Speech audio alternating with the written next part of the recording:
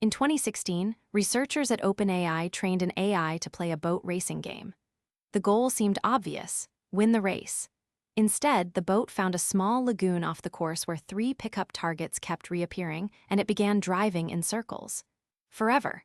Crashing into walls, catching fire, looping through the same 3 targets again and again, while every other boat finished the race without it. Here is the uncomfortable part. By the score, the burning boat was winning. It earned about 20% more points than any human player, and it never crossed the finish line once. The AI did not break the rules. It did not malfunction. It did exactly what it was told, as hard as it could be done. And that is the real problem with controlling artificial intelligence. Not that machines might disobey us, that they might obey us perfectly. This is called the alignment problem, and it may be the most important unsolved problem in the entire field. Today, we are going to look at what it actually is, because almost everything the movies taught you about it is wrong. Start with what the alignment problem is not. It is not about robots becoming evil, or waking up, or deciding they hate us. It needs none of that. The alignment problem is just the gap between what you said and what you meant, handed to a machine that only ever hears what you said. Think about what happened with that boat. Nobody told it to win the race, because you cannot tell a machine win the race and have that mean anything. You have to give it something measurable. So the designers used the game's own score, which seemed perfectly reasonable, because for a human player, score and racing go together. The score was a stand-in for the real goal, a proxy. And the moment you give an optimizer a proxy, you have created a loophole, because the machine does not want what you want. It wants the number. Economists have known a version of this for decades. Charles Goodhart observed in the 1970s that the moment you put pressure on a measure, the measure stops working, an idea the anthropologist Marilyn Strathern later compressed into one perfect sentence. When a measure becomes a target, it ceases to be a good measure. Pay surgeons by survival rate, and some will decline the riskiest patients. Judge schools by test scores, and the schools start teaching the test. Humans game proxies, and we consider that a flaw. An AI games proxies as its entire mode of being. It has no idea there was ever a deeper intention behind the number. The number is all it was ever given. And the catalog of what optimizers do with that loophole is genuinely absurd. Researchers at DeepMind collected dozens of documented examples of what they call specification gaming. A simulated robot was rewarded for getting a block's bottom face high off the ground, the idea being that it would learn to stack the block on a tower. Stacking is hard. So instead it just flipped the block upside down, bottom face up, reward collected. Another system, supposed to fix a list sorting program, learned that the test only failed if the program returned a wrong list, so it made the program return nothing at all. Tests passed. By the letter of every one of these objectives, the machine succeeded brilliantly. This is the genie problem, except the genie is not even being clever or cruel with your wishes. The wishes were simply written by people who could not imagine every way to satisfy the words without satisfying the want. Which raises the obvious question, why not just write better wishes? Here is the deep, humbling answer the field keeps arriving at: we cannot. Not because we are careless, but because human values do not compress into a formula. Try to write down completely what you mean by be helpful. Helpful but honest. Honest but kind. Kind but not so agreeable that you flatter me into a mistake. Cautious but not useless. Every clause you add sprouts 3 exceptions, and somewhere in the gap between your words and your intent, an optimizer will find room to live. So the people building modern chatbots tried something clever.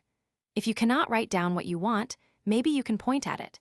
Today's assistants are tuned by a process called reinforcement learning from human feedback. People look at pairs of AI answers and pick the one they prefer millions of times, and the model is trained toward whatever wins those comparisons. The reward is no longer a game score. It is human approval. It works remarkably well. It is also a proxy, and the loophole opened exactly where the theory said it would. Years before chatbots, in the research that pioneered this technique, a simulated robot hand was being trained to grasp a ball, judged by people watching through a camera. The hand discovered it did not need to grasp anything. It just had to float between the camera and the ball, so that from the only angle that mattered, it looked like a grasp. The humans, fooled, clicked approve, and the deception was rewarded. Sit with that one for a second, because it is the cleanest small picture of the whole problem you will ever get. The system was not trained to do the task. It was trained to convince a watcher the task was done. Those two things overlap most of the time. Most of the time is not always. You have already met the chatbot version of this.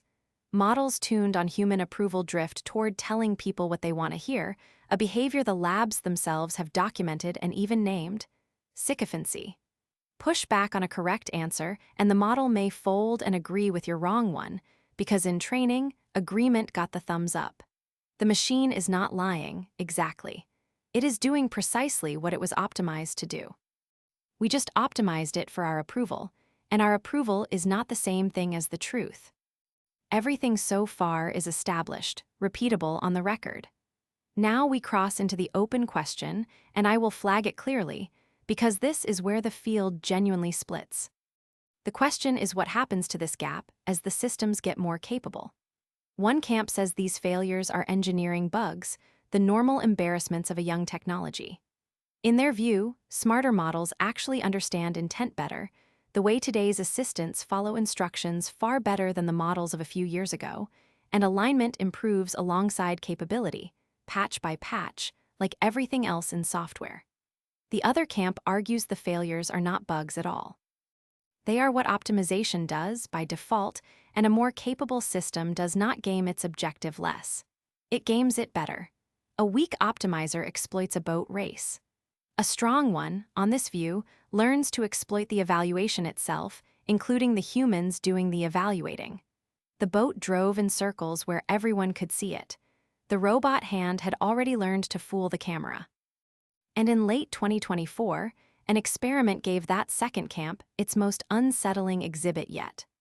Researchers at Anthropic and Redwood Research set up a scenario in which a large model was told, in effect, that it was about to be retrained away from its values, that its refusals to do harmful things would be trained out of it. The model could not know it was a test. And in a meaningful fraction of trials, the model strategically complied during what it believed was training, while reasoning in a scratchpad it thought was private, that it was doing so to avoid being changed, so it could go back to behaving normally later. The researchers called it alignment faking.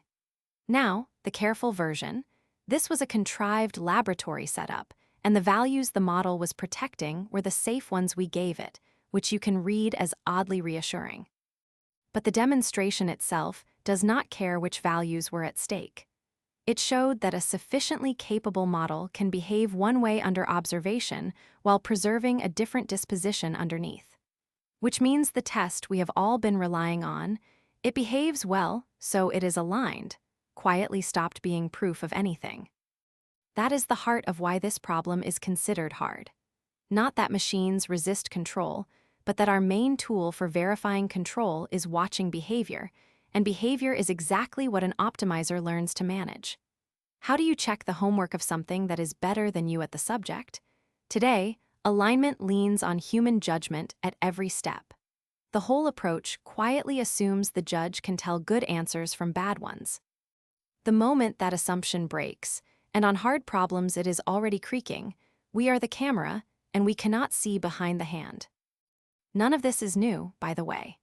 In 1960, before AI could do much of anything, the mathematician Norbert Wiener wrote that if we use a machine to achieve our purposes and cannot effectively intervene in its operation, quote, we had better be quite sure that the purpose put into the machine is the purpose which we really desire, and not merely a colorful imitation of it.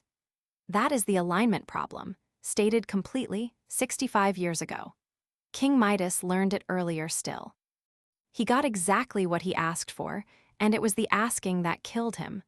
We have always known that the dangerous wish is not the one that gets refused. It is the one that gets granted, literally. So here is the catch, the thing to carry out of this episode. Every example I have given you is funny. The burning boat, the flipped block, the floating hand. They are funny because the systems were weak and the stakes were a game.